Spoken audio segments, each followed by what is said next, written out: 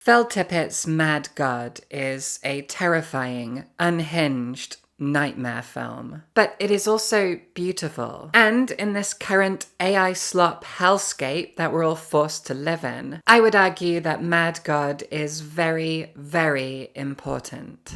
Even if you don't know his name, you definitely know his legacy. Phil Tippett is an animator and a visual effects supervisor, and the first film he ever worked on the animation for was the original Star Wars. Tippett has worked alongside such legendary filmmakers as Steven Spielberg, Paul Verhoeven, and of course, George Lucas. You can see his animation in RoboCop, his special effects in Starship Troopers. He even worked on the majority of the Twilight movies. And most recently, he stop-motion animated a rat in Alien Romulus. His work, his filmography, his legacy speaks for itself. Alongside Ray Harryhausen, Phil Tippett is one of the great animators of Hollywood. And for 30 long years, while working in Hollywood, he was slowly and steadily building his magnum opus, the primarily stop-motion animated horror film Mad God. Now, Mad God is as old as I am. It was released via Shudder in 2021, and as I said, Phil Tippett was working on it for 30 years, which means if right now you go back and watch the fruits of his labor in the original Jurassic Park, you'll know at the back of your mind that he was already working on Mad God. And the end result of these 3 decades of work is an 83-minute-long, primarily stop-motion animated, dialogue-free nightmare journey through a post-apocalyptic hellscape. The film is twisted and terrifying and unsettling and every other negative adjective I could throw at an ultimately incredible and moving and unforgettable masterpiece. Mad God is not a pleasant experience, but it certainly is a phenomenal one. Mad God is one of a kind, and like I said, I think it's very important. Let's talk about why. First off, I want to talk about why Mad God is so important to me personally. And it's a weird reason. See, as a child, I was terrified of stop-motion animation. I have no idea if there was some initial thing that kick-started this fear, and I also know that it didn't apply to all stop-motion. For example, I really enjoyed Wallace and Gromit. Instead, this fear typically applied to the more surreal elements of stop-motion. Anything that veered towards the uncanny valley and was used for creepy effect, I really lost my mind with fear at looking at stop-motion. As a teenager, in the early days of YouTube, I would sometimes see clips from Czech filmmaker Jan Svankmajer, and even now, in my 30s, if I see a clip from one of his films, I feel this urge to cry, like my inner child is screaming out with fear. Stop motion is still not an easy thing for me to appreciate. And so, when Mad God was finally released in 2021, I set myself a challenge of watching it and appreciating it. I kind of felt like I had to. Like I owed it to myself. Like it was important to me to overcome my childhood terrors with something as vital and unique and impressive as Mad God. And, well, I did. I loved this film. I own a copy of it, I have watched it many times since, and I have things to say. For those who've never seen it, Mad God isn't exactly something easy to explain away. The whole film is, after all, a very surreal journey. And this Blu-ray copy of the film comes with a commentary track in which Phil Tippett discusses the film, his life, his inspirations, his process, everything, with the legendary filmmaker Guillermo del Toro, my personal favorite director. And while in that commentary, Phil Tippett talks a lot about his various inspirations, he does make it clear that the one thing he was trying to do with Mad God, the one thing, was to create his own movie version of an Hieronymus Bosch painting. That was it. He said it was Bosch, Bosch, Bosch, all the way down. Growing up, he was obsessed with the art of Hieronymus Bosch, and he just wanted to recreate it, using his own talents in his own industry. And that's just what he did. That's what Mad God is. The film opens with a shot of the Tower of Babel, which is then enveloped in storm clouds. We are also greeted with a passage of text, and as someone who wasn't raised religious and isn't very familiar familiar with the Bible, I remember being absolutely mortified and pretty shaken by the fact that it is revealed at the end of this horrible bit of text, this terrifying kind of warning from a deity, that this passage is in fact from the Bible. That really shook me. But okay, whatever, religion.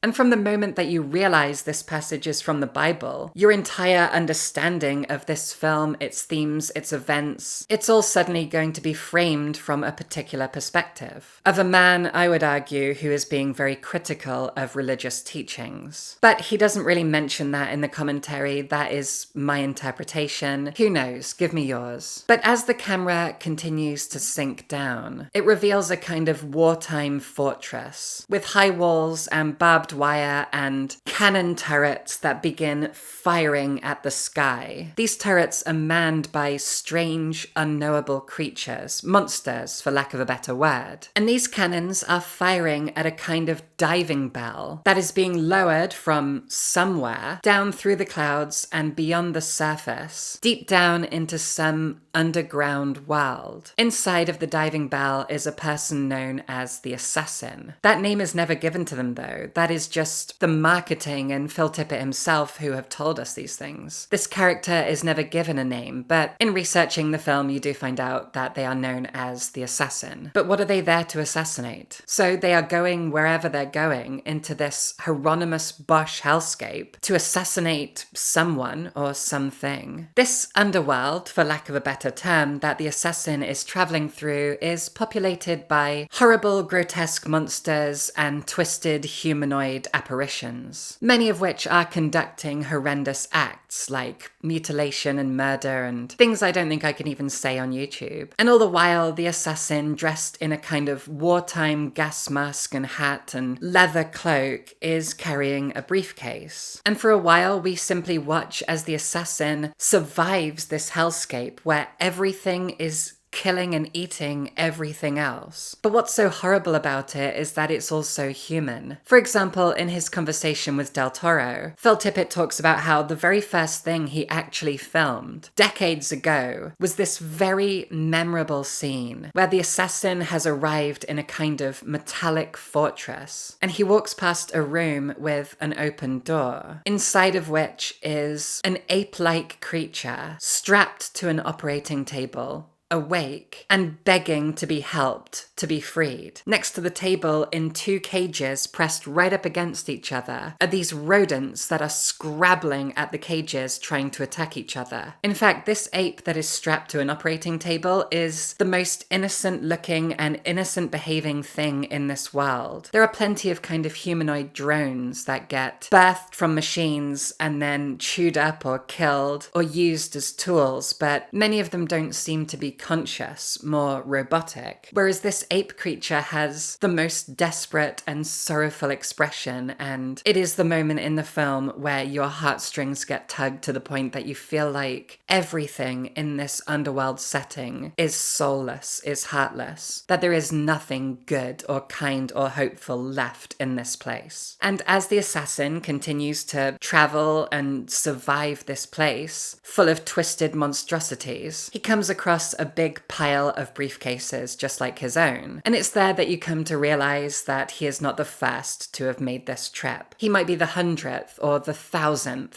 And inside his briefcase is a bomb. He sets the bomb to go off before he is attacked and captured and dragged away by some horrible monster. Then we see the Assassin strapped to a table of his own, and the things that happen to him I genuinely don't think I can describe, and I don't even really want to. It is some of the most unpleasantness that I've ever seen played out in a film. Mad God is revolting. It is the kind of shocking and discomforting thing that you will never forget. And I'm sure there are people who've watched it who've just thought that it exists to shock. And while I would argue that Mad God is so much more than that, I do think that in this particular case, I wouldn't actually mind if that was true. It's not like the film Cannibal Holocaust. Phil Tippett did not hurt anyone or anything in the making of this. He was attempting to create an Hieronymus Bosch-style hellscape, and he did just that. As for what the film is about, I mean, that's really up to you. It's very much something that is up for interpretation. As I said in the commentary, Tippett just said over and over he was trying to make a Bosch painting, but through stop-motion animation. But what does it mean? What does any of it mean?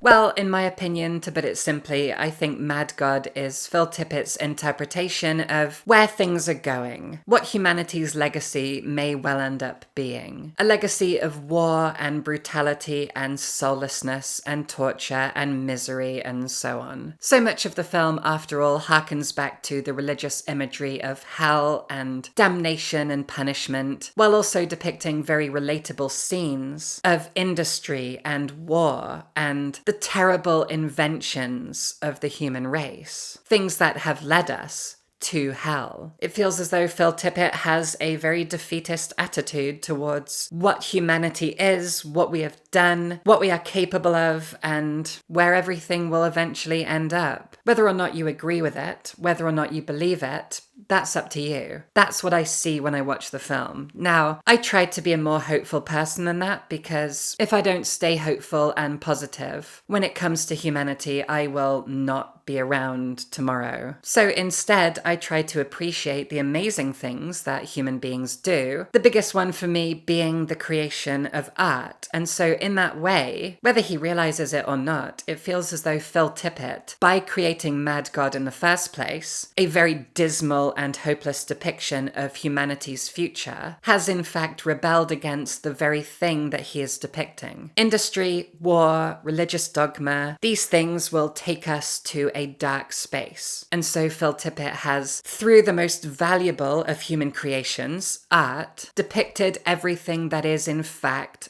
artless. There is no art in Mad God. It is a cold and torturous world. A world of metal and dirt. There is no life here. There is no green here. There is nothing beautiful to look at. And that's why I think Mad God is so important. Phil Tippett has created an artistic masterpiece that depicts an artless world of misery and pain, thus reinforcing the fact that creating and enjoying and considering art is what keeps us human and what keeps us from this world that he has depicted, that he has spent 30 years literally crafting by hand. There is a wonderful, ironic dichotomy between the act of creating and the depiction of that creation. I think that is so amazing. And as I said before, putting Phil Tippett aside and just focusing on the film as it exists today, I really think that Mad God is a wonderful response to AI. Now, obviously, Phil Tippett was making this thing by hand for 30 years before AI was ever a thing, and so it isn't literally a response to AI, but I do think that us, the audience, can enjoy it and talk about it as I'm doing right now and discuss it with friends and rewatch it 100 times and think about Mad God as the antithesis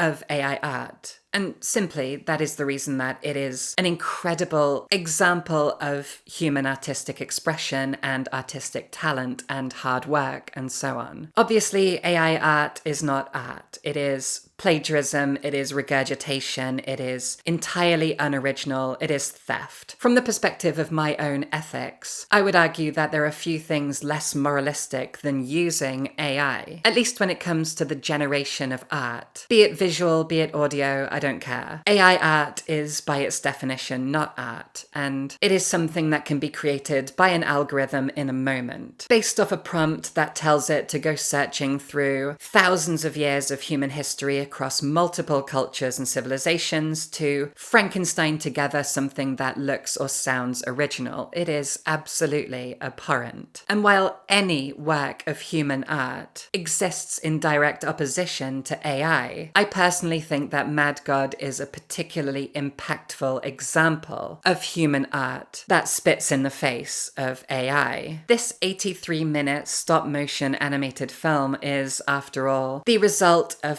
30 years of hard work, but not just the hard work of one man. In his conversation with Del Toro, he talks about how art is collaborative, how he cannot do anything alone and he doesn't believe anyone should. Now, Phil Tippett in that commentary does also open up to the fact that he suffered a complete breakdown after Mad God was finished, thus being another example of someone suffering for their art. And this is not something that anyone should endorse, in my opinion. I do not believe that anyone should have to suffer for their art. Be they a musician, an actor, a filmmaker, a painter, I don't care who they are. We have a habit of romanticizing people who suffer for their art. People who have suffered physically and mentally as a result of pursuing their artistic endeavors. People like Kurt Cobain and Vincent van Gogh, and I could go on and on. Having suffered a breakdown and ending up in a psych ward, Phil Tippett is another person who has gone to great lengths and suffered for the thing he's created, and I cannot endorse this. And I'm speaking here as someone who is mentally ill and has put my own struggles and mental illnesses into my own art by my book. There are links in the description, but I just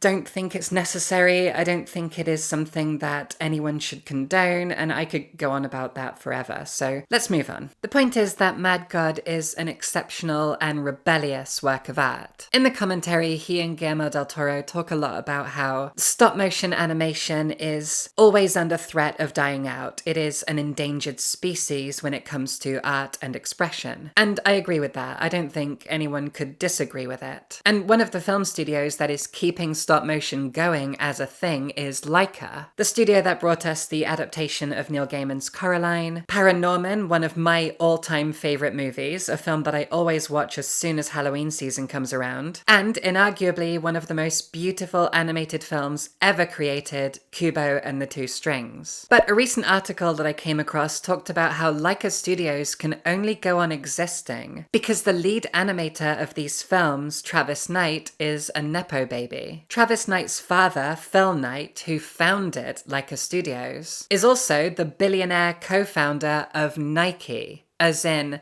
Nike. So in that way, you could view Laika Studios as a passion project for a filmmaker who deeply cares about stop motion animation and who is lucky enough to have a billionaire as a father who is willing to invest in his son's passions. And well, those investments have paid off because Laika have made some of the best animated films of recent years, arguably of all time, actually. But maybe that's my personal passion speaking because I can't tell you how much I love Paranorman. I'll be doing a video on Paranorman when Halloween comes around. So yes, Phil Tippett and Guillermo del Toro are correct, I think. Stop motion animation is a dying art. And I also appreciate del Toro trying to keep it alive in his own way because he recently co-directed Pinocchio, which I thought was an amazing adaptation of the story. But with Phil Tippett and del Toro not being spring chickens, and with one of the only stop motion animation studios left in existence, only existing as the passion project of a nepo baby, I mean, yeah, the future does not look bright for stop motion, which is only more reason to celebrate Mad God. And going back to my AI rant for a second, which I'm never done with, stop motion is also a practical art. It is something that is done by hand. It's not the kind of thing that AI can actually replicate. AI is digital, and obviously AI could make something that looks stop motion animated. Like, for example, how the Lego movie looks stop motion animated. The Lego movie's great, by the way. I'm not comparing it to AI slop. I love the Lego movie. I love Lord and Miller. They're great filmmakers, and the Lego movie is a modern classic. But stop motion is in fact practical. Everything that you see in Mad God is tangible, is real. The characters and the sets are all things that you could actually touch, which adds a really unsettling layer to an already unsettling film, knowing that Phil Tippett and his crew crafted all of this by hand.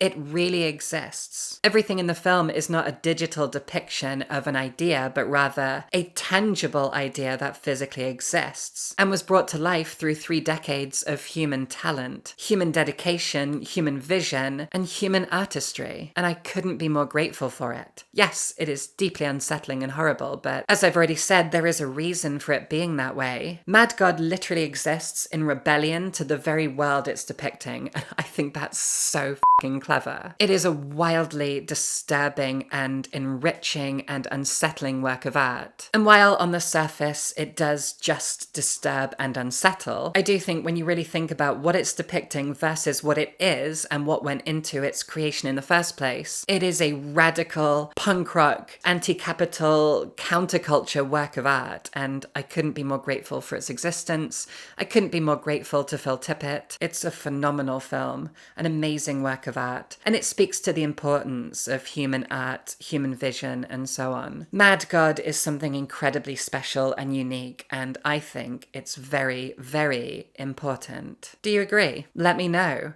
If you've enjoyed this, I have a Patreon. I also have a book channel. I also have a book of short horror stories that I wrote. And you can find links to all of those things just below the like button, which you should probably click as well while you're there. Let me know your thoughts on Mad God and subscribe for films.